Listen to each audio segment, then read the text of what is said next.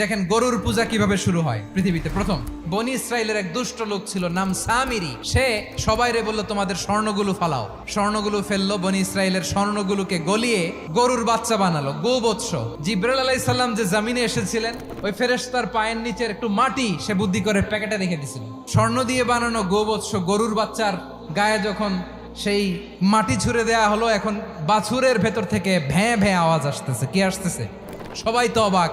সামিরি বলে, আরে তোমরা যে 70 জন দিয়ে মুসা আলাইহিস সালাম রে পাঠাইছো, ওইদিকে এত ঘুরতেছে, আল্লাহরে খুঁজে পায় না। আল্লাহ তো এটার ভিতরে ঢুকছে, নাউজুবিল্লাহ, এটার ভিতরে সেজদা দাও। এই সেজদা দিয়ে গেল। হারুন আলাইহিস সালাম তাদেরকে বুঝালেন, শিরক করো না, আল্লাহরে ভয় করো। শুধু এতটুকুই তিনি বুঝালেন, দাওয়াতি কাজ পালন করলেন, কিন্তু প্রতিরোধ করেন নাই। এই ঘটনা থেকে শিক্ষা কি?